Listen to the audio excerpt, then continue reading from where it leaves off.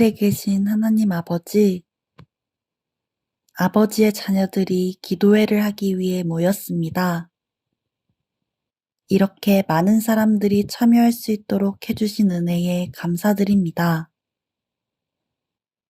개인 간증 시간을 통하여 더 많은 사람들이 하나님에 대하여 알아갈 수 있도록 역사하여 주시고, 이번 기도회를 통해 더 많은 것을 하나님과 나누는 자녀들이 될 수 있도록 인도하여 주세요. 예수님의 이름으로 기도드립니다.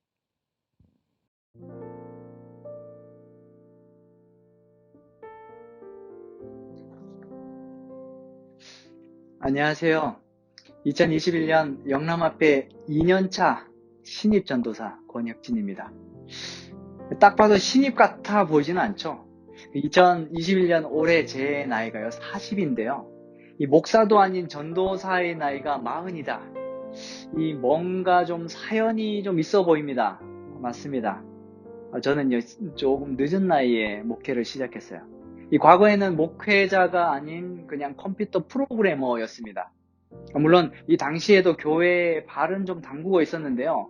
그래도 그때는 성경 말씀에 그렇게까지 충성하지 않았던 청년이었던 것 같아요. 그때는 왠지 이 성경은 너무 현실성이 없다 생각을 했어요.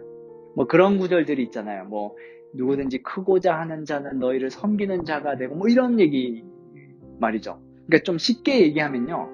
이 최고가 되고자 하는 자는 반드시 낮은 자가 돼야 된다. 뭐 이런 이야기예요. 그래서 제가 그때 그렇게 생각을 했어요. 예수님이 현장을 너무 모르시는 거 아니야? 아니 그렇게 살다가는 너무 손해를 본다. 아니 혹시 예수님 시대에는 그럴지 몰라도 지금 시대는 다르지 않을까? 요즘 시대는 이 눈 감으면 코 베어 간다는 시대가 아니고요. 눈 뜨면 눈알 뽑아가는 그런 시대예요. 정말 세상 험한 줄 모르고 그런 허황된 이야기를 성경은 하고 있는 거 아닌가 이런 생각을 많이 했어요. 세상에는 이런 말이 더 통용됩니다. 헌신하면 헌신짝이 된다. 이 호의가 계속되면 그게 권리인 줄 안다. 이 방송인 김구라 씨가 이런 얘기를 했다고 그래요. 착한 척 해봐야 굳은 일만 시킵니다. 만만하게 보이지 마세요. 싸가지 없게 대하세요. 그러면 중요한 일을 시킬 거예요. 군대든 친목 모임이든 직장에서도 다 똑같아요. 인간의 본능적인 심리가 강자에게는 정말 약하고요. 약자에게는 강한 그런 이유이기 때문이에요. 좀 어떻게 생각합니까? 그래서 제가 이 젊은 날 실험을 한번 해봤습니다. 뭐 지금은 좀 어떻게 볼지 모르겠어요. 그때만 해도 희생과 손해 이런 단어하고는 저하고 어울리지 않는 시절이 있었어요. 제가 2007년도였던 것 같은데요. 그때 처음으로 직장 생활을 하게 됐습니다. 제가 다니고 있던 회사가요, 직원이 한 150명 되는 그런 중견 소프트웨어 개발 연구소였는데요. 아마 드라마 미생을 보면 좀 자세하게 이렇게 그런 모습이 보입니다. 보통 신입사원들이요, 현관문 가장 가까이에 있어요. 아니면 화장실, 복사기, 탕비실 가장 가까운데 자리를 배정받아요. 그리고는 누군가 현관으로 이렇게 손님이 들어오게 되면 손님을 모시고 그 다음에 복사기와 이 커피 배달을 하는 그런 일상이 늘상 너무나 당연한 일이었죠. 그러던 어느 날이었는데요. 그날도 업무가 정말 제가 넘쳐났어요. 근데 현관에서 띵동 띵동 소리가 나는 거예요. 제가 현관문 자리에 가까이 있으니까 문은 제가 열어줘야 돼요. 당연히 제 손님은 아니죠. 부장님, 차장님, 과장님 손님인데 문을 제가 열어요.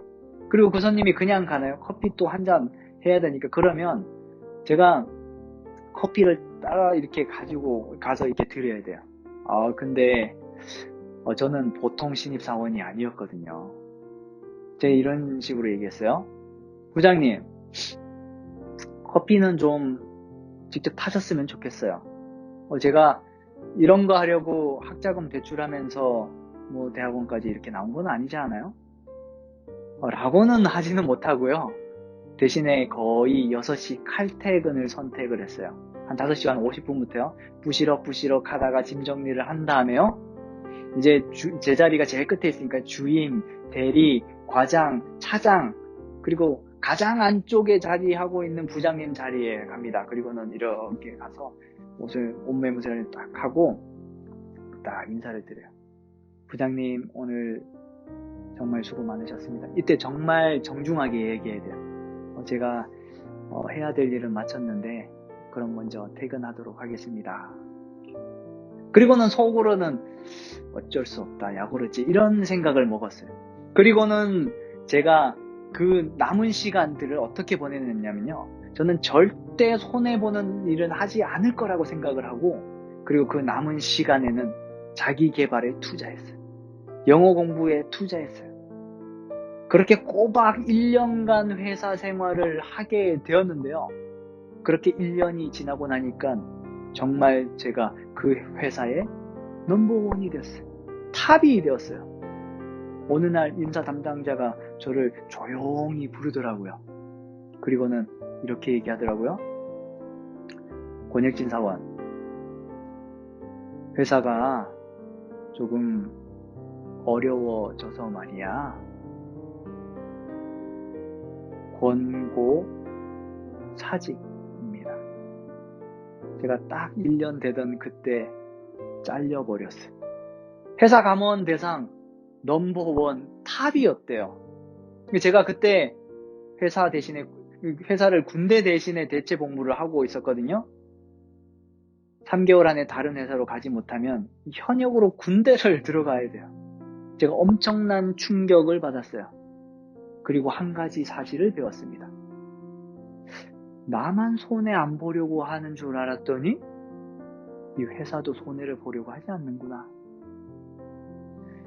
미국의 와튼 스쿨이라고 하는 대학이 있대요. 이 트럼프 대통령, 우리나라에는 안철수 씨의 모교죠.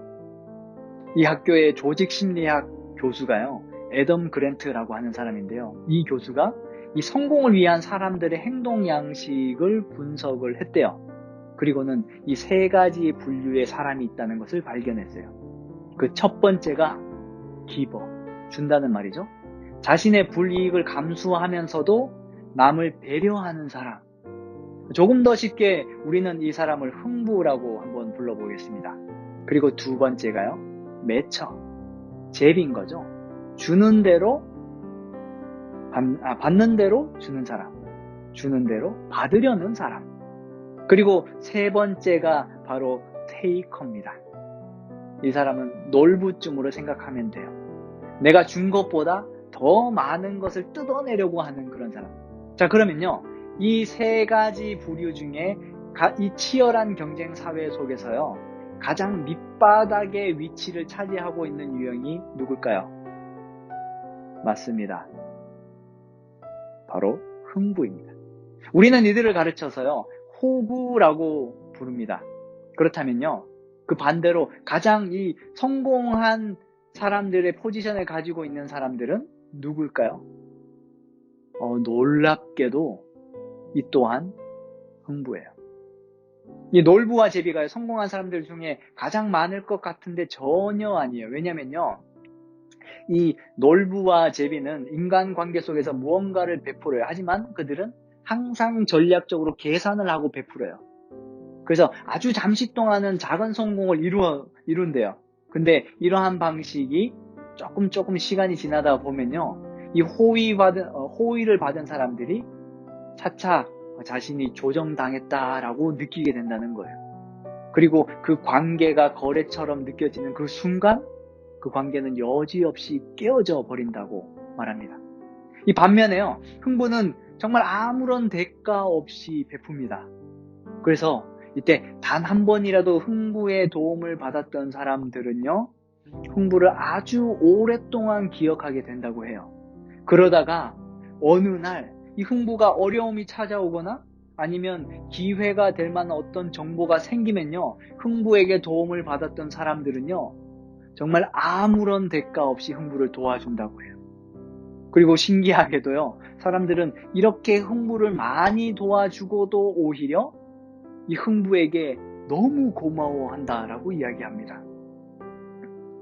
왜냐면 이 흥부가 도움을 받았던 사람들은요, 그 감동과 고마움을 쉽게 잊지 못하기 때문이라고 해요.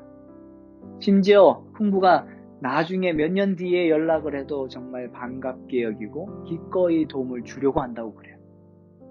결론적으로 흥부는요, 놀부와 제비보다 성공할 수 있는 가능성이 훨씬 더 크다라고 하는 것이 바로 애덤 그랜트 교수의 그런 원리예요. 이것이 바로 현대사회에서 밝혀진 이 상호작용의 원리라는 것이죠.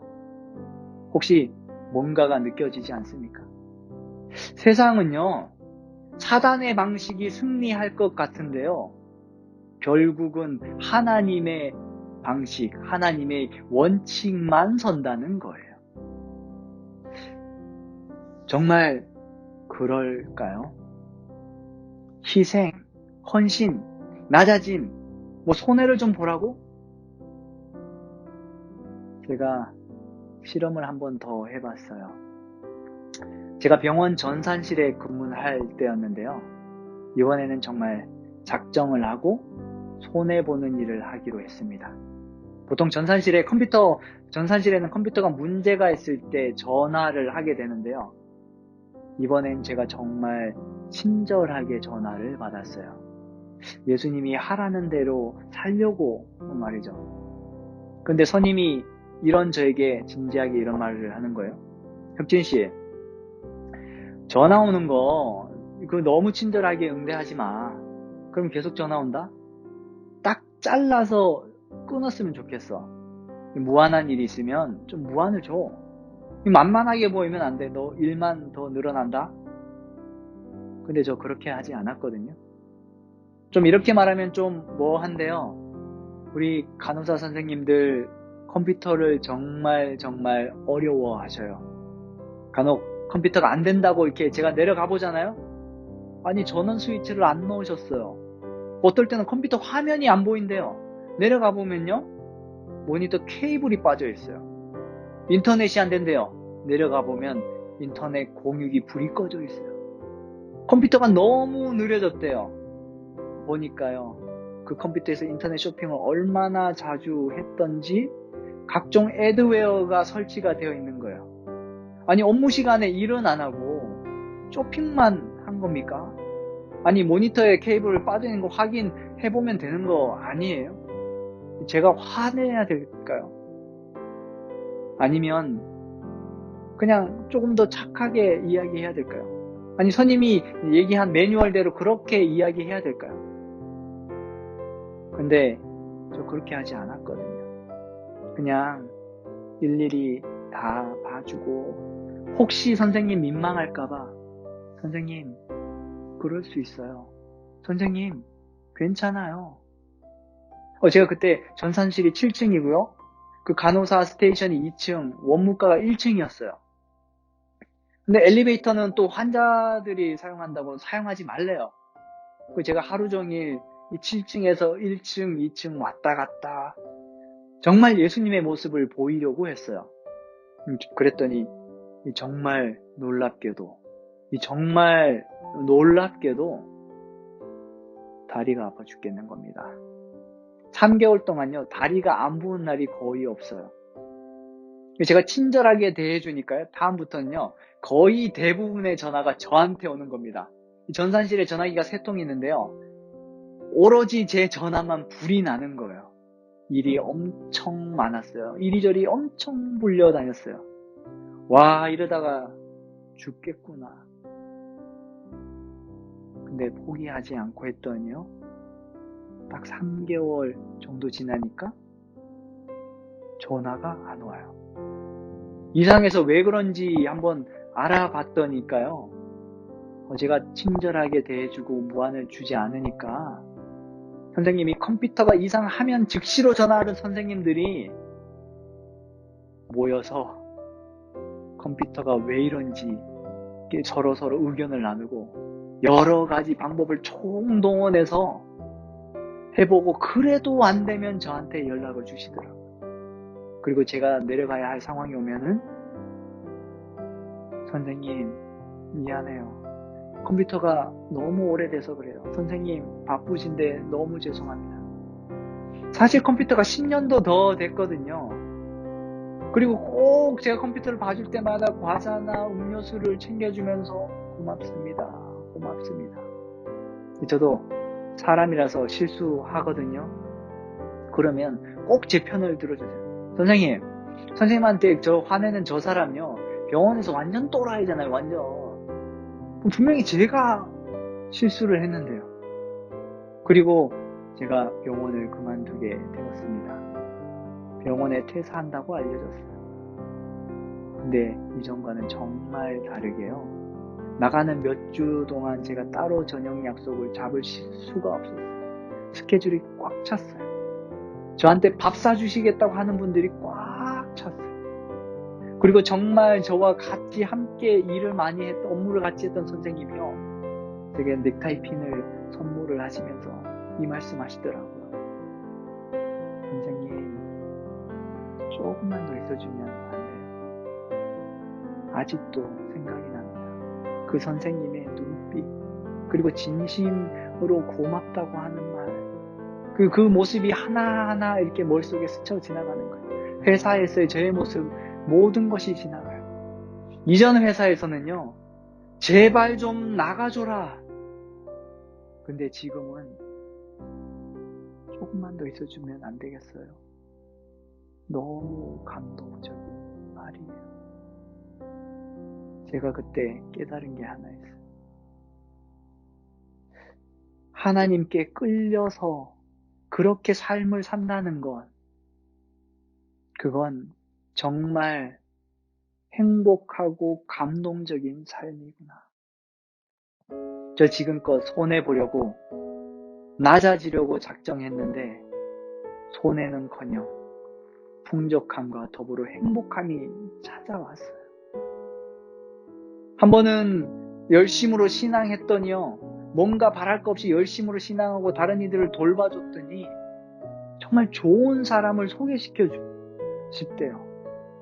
손해볼 생각을 하고 정말 쓸쓸해 보이는 친구에게 말을 걸고 그렇게 다가가 줬더니 그 모습을 보고 누군가 기숙사 임원이 되어 달래요.